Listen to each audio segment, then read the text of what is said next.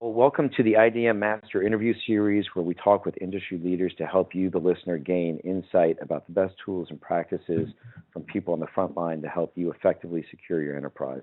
On today's show, we have Matt Pollicove. Matt is the SAP Security Director for CTI, Commercium Technology. Matt has been working with SAP IDM way back when it was known as Maxware, before SAP acquired Maxware 5-6 years ago. Matt has extensive architecture and implementation experience with SAP IDM, and Matt is the perfect person to discuss what's new with SAP IDM 8. That is the latest and greatest in the SAP IDM toolset from obviously SAP. So Matt, welcome to the show. Thanks, Scott. Thanks for having me. So Matt, you're located in New York City, is that correct? I'm actually in central New Jersey, down in the Shore region. But yeah, most people would know New York City. Okay, nice. Well, tell us about your background with SAP IDM, how you kind of got into it, and what you've been doing with the tool over the last few years. Wow. So I've been working with IDM for about 12 years now. And as you said, I was one of the people who worked for Maxware prior to its acquisition by SAP back in 2007. What have I done with it? Just about everything. My title at Maxware was pre-sales engineer, but that really meant that I also did training, I did implementations, did some writing, did some public speaking on it for various groups. But a lot of the work was, as you said, hands-on work with the Identity Center product, which became SAP IDM. Also with the virtual directory server, being able to set up all kinds of fun type of authentication and data representation through that. Okay. And writing, teaching, whatever I can do to help make sure people are implementing identity management. Cool. Very cool. Well, speaking of that, what would you say the most cutting edge thing that you've done with IDM has been? Just about anything customized is really cool. A lot of the cool stuff I've done has usually been around role management, being able to take all the role information in and then being able to slice and dice it, as it were, to make it available so that IDM can be used as a tool for providing people with authorizations. I also did some really neat work with the virtual directory where we set up a customized root DSE class. That's basically the overall structure of an LDAP, and been able to do a combination of a couple of domains to make them look like one big one. I wish I could say that I did the actual customization work, but I did more of the architecture on it. But that's the kind of stuff that the virtual directory, and we could have a whole conversation just about that, is good for. Okay. Well, it's an interesting point that you touched on, that working with the developers and you architecting the solution is that because of the complexity of these projects, typically, especially in the large multinational environment, it very often it's not just one person working on implementing this tool. You've got to have a whole team in place to be able to successfully implement a tool like this and make sure that it effectively runs in the environment. So, yeah, very point well taken on working with the developers and architecting the solution. So, moving on to SAP IDM 8, which was released last year. That's obviously a big shift and a major release for IDM 8. So, what would you say the top 2, 3, 4 features or new features are in this release that have got you most excited? Well, I think for anybody who's been working with the Maxware product and now the SAP product over the last dozen or so years, the most important thing is the departure of administration via the old Microsoft Management Console. Yes. That's glad that's gone. Yeah. Anybody who's done any kind of administration or development has grown to have a love-hate relationship, much more hate than love, and that's been replaced with a brand new Eclipse-based. Everybody's going Eclipse these days, so SAP's provided a very nice Eclipse plugin. It's completely cutting edge. You still see a lot of the old functionality there, so you're not completely lost, which is nice. Right, right. Which helps in the transition, but it's a paradigm shift. Part of this has also been that we're taking some of the power out of the admin tool and we're putting it more into the web admin UI. So if you go to the admin page, you can do all kinds of new things like trigger initial loads and set up the trace and all things that used to kind of have to hard code in are managed from the web UI, and that's just beautiful. Oh, it's a big improvement. It is. And along with those changes, the other thing is that we have a much more secure means of getting into the IDM system now. The security has moved beyond the database and the MMC console being a pretty open place. You now need to actually be like any other SAP system. You need to have some authorizations granted to your SAP user, which of course is manageable via IDM, and then you're able to log in. So this gives us a few really good things. First of all, it gives us better version control. Sure. Which has been something that's plagued people over the years. The other thing that's really important about this is also we have a better database segregation. Typically, IDM projects had to be pretty much one-man armies as far as engineering went because only one person could be in the system at a time. Sure. Now that we have separate logins and separate account accesses, we can lock things out better so that people can be working on different objects within IDM at the same time. This is just, it's going to be a game changer because it's just going to make things so much easier to be implemented and not have to worry about people stepping on each other's customizations. Oh, that's fantastic. So and those are all really good. That they're enhancing the UI, moving more of the features and functionality into the web admin tools, getting rid of that MMC. So I'm right there with you. So I guess the next question is that if I'm currently running 7.2, or I know that there are a lot of shops out there still on SAP IDM 7.1. What are some of the expected benefits that they can gain from moving from those older versions up to 8.0? Probably the most important one is continued support from SAP. They do maintain a pretty strict support program where they try to keep to N-1. So with 8.0 coming out, I think we can see 7.1 really fading into the background quickly. So people are going to want to get that upgrade done. Yeah, and I think that the support, if I'm not mistaken, for those would end in beginning of 2017 or somewhere in that range. Sounds about right. One of the nicer things about SAP is that their product life cycles are really long. Right. They're usually 10 years per version at least. Like you see with Microsoft and Linux operating systems. Except this isn't an operating system. It's just one program. Right. Which is really nice. So as we see that coming down to an end, people are going to need to move from 7.1 to 7.2 if they're running 7.1. The biggest challenge with that, of course, is that it's a huge upgrade. Exactly. So and one that people have to think pretty carefully about.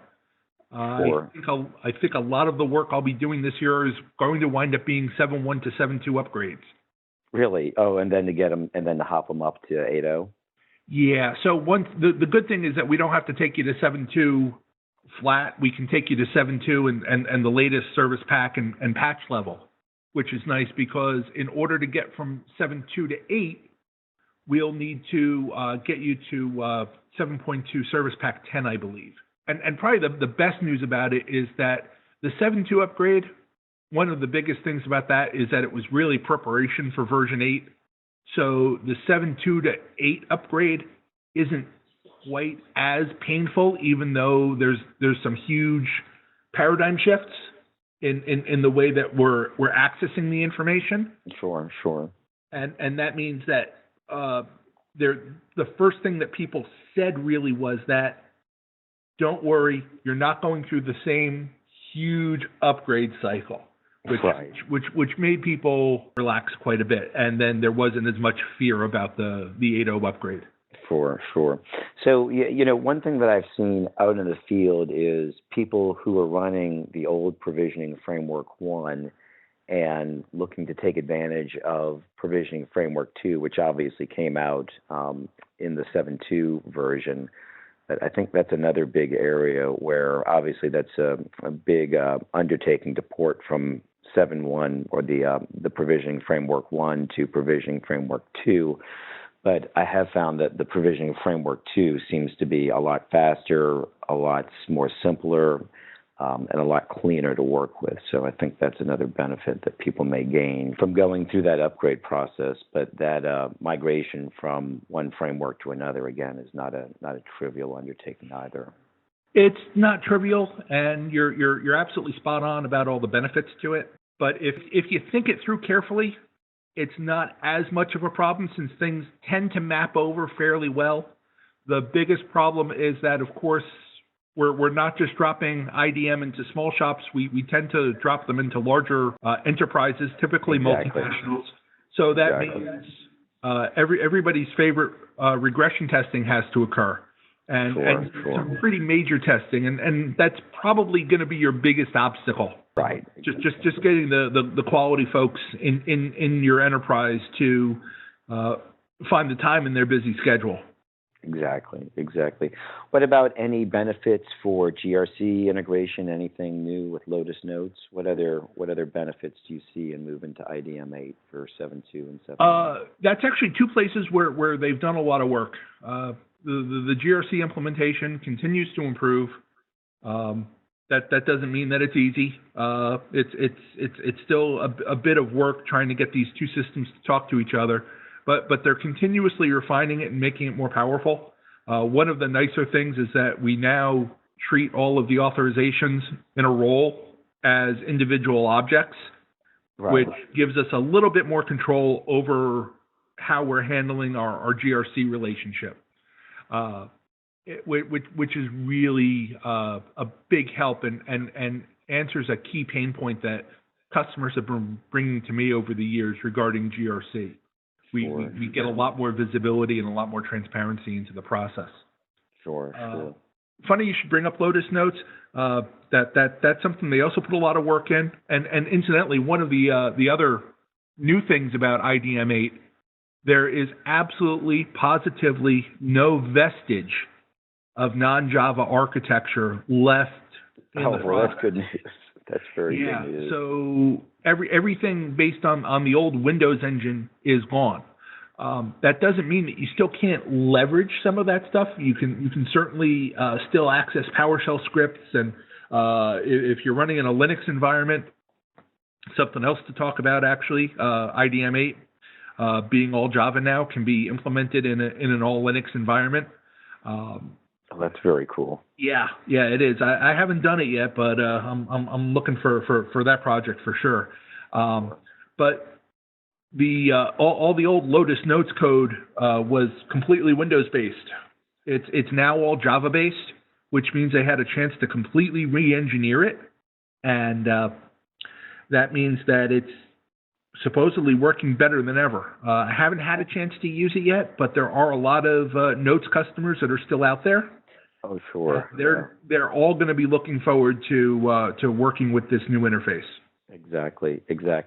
So you touched on the fact that the Windows runtime engine is going to be going away, or at least deprecated in the 8.0 version, and really moving more towards Java. I guess for the listeners, those experienced developers out there who have worked with 7.0 or 7.2 and 7.1, a lot of the custom scripts and passes and whatnot were all done in JavaScript. Is that still going to remain? Is that JavaScript still going to remain, or support for JavaScript still going to remain in the product? Yeah. As from everything that I've heard and from my conversations with the development team over in Europe, that's going to remain for quite some time. There's no reason to get rid of it. JavaScript is easy to implement. It's easy to learn. It's well known.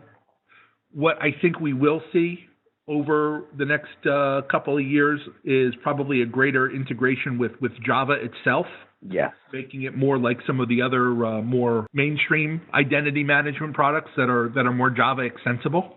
So Sure. you'll be able to include your own class files or compressed jars to be able to amplify what IDM can do. So that means you'll be able to link in with just about everything out there, including Microsoft. Sure. So I guess maybe to kind of sum that up then, so today in 7.1 and 7.2, JavaScript and VBScript are really the primary programming languages, but as you move to 8, it really becomes more Java focused, and obviously VBScript and JavaScript kind of fade more into the background. Yeah, the VBScript actually went away, I want to say in the early 7.2 days as they started moving it over.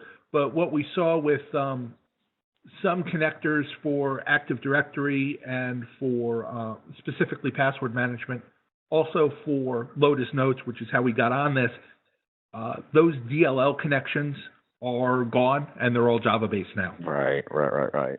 Well, so maybe to circle back again to the challenges, or I shouldn't say challenges, but the new features in 8.0, and people looking to move there. What are some of the other upgrade challenges that they might encounter? So if we've got someone that's currently running a 7.2 system and ultimately they want to move to 8.0, what are some of the gotchas or landmines that they need to be thinking about? If you're actually running 7.1 and you're moving towards 8, obviously there's the big upgrade that you have to deal with to 7.2. The good news is you really don't have to go productive with that upgrade. Okay. You can just get it to 7.2 and then move it straight to 8. But there's a lot of data checks that need to go on, and the configuration analyzer is still a separate tool which is available to help you out with that. The table names all change really pretty much, and the view names, which is something that's a little challenging for people to get their heads around, along with some different ways of linking and relating the data. But once you go from 7.2 to 8, you, again, like I said, you have this paradigm shift because we're moving towards a more object-oriented model for working with the Eclipse console and some of the customizations and some of the customizations that we can do. And it's going to take a little bit of thinking as people go to learn this new framework and this new way of being. Sure. My best advice is get version 8 running in your sandbox and start connecting it to some sample data and start playing with it and get the feel for it before you even think about doing any big upgrades. Sure. And speaking of the upgrade, so I mean, I guess you've really kind of got two options under that scenario, right? Is that one would be an in-place upgrade, upgrading your existing infrastructure, and then perhaps the other one would be standing up a brand new SAP IDM 8 instance and then running that in parallel and testing things out. What approach, if any, have you found that's perhaps worked better than the other? We've been finding with 8.0 that it's a bit easier to do to migrate all of our work over, whether that be through migration tools or by recreating things using the most up-to-date frameworks, and then bringing the data over seems to be the best way to go. Just to eliminate any artifacts that get introduced as we go moving from environment to environment, from 7.1 to 7.2, from 7.2 to 8, especially since they are not necessarily one-to-one relationships. Okay. This seems to be the best way of going, unless you have a really simple implementation.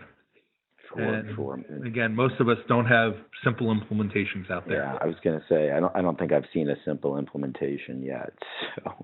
So, well, maybe changing gears here. Let me ask the opposite question or a different question: is that if I'm a potential greenfield, brand new SAP IDM customer, and I'm in the product evaluation stage for my enterprise, why would I want to choose, say, SAP IDM over other competing products from SailPoint or Oracle OIM or Microsoft Identity Manager, what would be the real driver to pick SAP IDM if I'm trying to make that choice as a manager? I think overall, when we're referring to choosing an IDM product, it's about two things. One is your infrastructure, and the other is your customer base, the people that you're supporting. If you're an SAP shop, I find it hard to believe that SAP IDM would not be in your top three.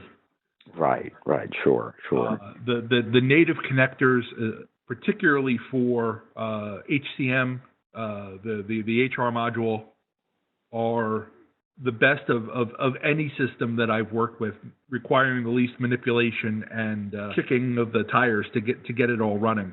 You know, if you're doing something where your HR system is still PeopleSoft because you just refuse to move, and I understand why, but the rest of your ERP system is all SAP, you still want to consider it for the ability to easily connect to ABAP systems, Java systems, and even the HANA-based systems, which are now starting to come online. Sure. Well, to maybe follow up on that, as far as the product evaluation, what are some of the key use cases that you run into where IDM really excels and shines? I think again, you have to consider the HR angle. If you're running SAP HCM, or even the new cloud-based SuccessFactors environment, you're going to want to strongly look at IDM. Sure. The other thing that I think really makes IDM stand out amongst the other applications is that it's really well designed for working with the enterprise. Most of the connectors are still, even in IDM 8, what we like to say is generic in nature. While we have specific templates for Exchange, for Active Directory, for Sun1, for databases, the connectors themselves have lots and lots of customization points. So if you want to use OpenLDAP or Unbound ID or Oracle Directory, if you want to use an Oracle database, a SQL Server database, a MySQL database, we have the ability to easily connect to all of those systems and work with the data in them. Unlike other systems where there's some coding involved or needing to decompile the connector and make some changes and recompile it, none of that exists in that way in IDM. It's all open and easy to access, which just makes life a lot easier. Sure, no, that's fantastic. Yeah, I mean, that sounds like with, as you mentioned, the templates and whatnot for working with AD and other LDAP tools, it certainly is going to make everyone's lives simpler. So speaking of simpler from a management perspective, if I'm really evaluating and thinking I need to bring IDM or SAP IDM into my shop to handle my identity management needs, what are the type of skills that you see that I would need to have on my team to effectively implement and support IDM 8 in the, and I'll use air quotes, typical corporate environment? Yeah, that's an excellent question, because it's something that the project teams tend not to think about during implementation, and we need to be actually cognizant of the skill set at development and implementation time, since these people will also be responsible for the care and feeding of the product after the consulting team leaves. Right.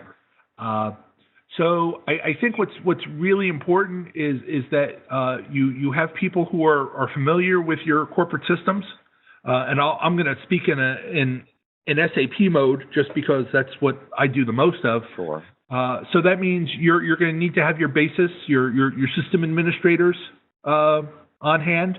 You're going to need to have DBAs without doubt, because they're the ones who will probably load the database creation scripts into the system, and they'll also be responsible for getting you access to outside data. Sure. People who understand your regular systems infrastructure, your Active Directory, your LDAP, your badging system, anything that you're linking into. You need to have their buy-in.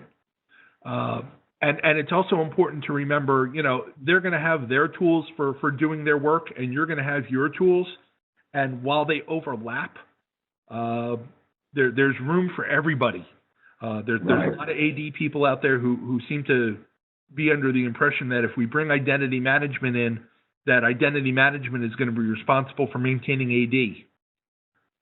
Not so. Not always the case. Yeah, not always the case. Yeah. I mean, we might take a finer grain control and be more responsible for the people objects, but manipulating AD and doing all that backstage magic, you're going to use your tools for that. Trust me. Right. But on the other hand, what we do want to do with the tool is be able to have our help desk and whatnot not using those fine grain tools and using the identity management tools, which are essential to them doing their jobs. It also means everything's audited. Sure. Also, finally, on skill sets, a little bit of development with some Java or JavaScript certainly doesn't hurt. Making it less likely that you need extra, consulting help. And also SAP security. An overlooked part of identity management is role management. Certainly, exactly. And more importantly, how we take the role management in the ERP system and turn it into something that is distributable via identity management, SAP identity management, for manipulation by those help desk people, by those managers and whatnot that need to work with people's identities. Sure. One thing that I run into a lot out in the field, and I think that it's somewhat of a misconception, at least at the 7.2 level, about the skill set involved, is that some customers think that if I just get a SAP basis guy or a SAP security person just with their standard skill set alone, that's enough to implement your typical IDM 7.2 product. And I'm sure that thinking probably extends into 8. And it's certainly one of those where you did a good job touching on. You really need a mixture of skills from the database level, Active Directory, obviously a lot of SQL if you want to try to understand and do reports about what's going on in IDM. Obviously the LDAP, but yeah, the key is someone with some Java and some SAP security as well. So it sounds like it takes a diverse skill set to be a successful implementer of IDM 8. Yeah, and you can start from the security side, you could start from the basis side, you can start from the identity management side, and become a very competent administrator and even developer for IDM. But having just one of those skills is not going to cut it. Sure, exactly. And you do need to be aware that it's not just a basis guy or a security guy or an identity management guy. You in order to be effective, you need at least identity management and one of the other skills. Yes. To be effective. Yeah, and I think that's a real key point for any managers listening to this particular interview, is that if you're running your own shop and have this tool in place, that it certainly takes a number of skill sets on the team to effectively implement and care and feed for it in the future. So, okay, well, good stuff. Well, Matt, looking into your crystal ball, how do you see SAP IDM evolving over the next several years? Well, yeah, just realized my crystal ball is cracked. Every time I try to peer into the future sticks its tongue out at me. But I think I can make some pretty good guesses here for you. Without a doubt, I think we're going to see even tighter NetWeaver and HANA integration. HANA is huge on the roadmap. Everybody I talk to at SAP, I don't think they're allowed to go 5 minutes without talking about HANA. Wow. Yeah. So it's not only going to be a repository. Eventually, it will be where IDM lives. It will be the fourth supported database, along with SQL Server, Oracle, and DB2. Okay. You'll see better integration with NetWeaver, as I said, and into probably also eventually into Solution Manager, which is good and bad. We'll get much better transportability. We'll get true transportability. Sure. Which SAP folks are going to be thrilled about. But what's going to hurt is that it's just more infrastructure and a bigger blurring of those lines that we just talked about what the roles of people are on the project. Right. The other big thing, if you're not talking about HANA at SAP, you best be talking about the cloud. And by the way, I don't work for SAP, but I work with a lot of people who work at SAP, so sure. That's how I know this stuff. You're going to see better integration with cloud systems, and that pretty much means everything that SAP has been acquiring in the last couple of years. Sure. SuccessFactors, Workday, things like that. If it connects via the cloud, we're going to connect to it. If it connects locally, that's great too. And that's really going to be the way they move over the next few years. That's great. I've seen more and more customers moving over towards the SuccessFactors side. So I think that's going to be a big hit. So, well, good. Well, Matt, thank you very much for taking time to talk with me and the listeners here about what's coming up with SAP IDM 8.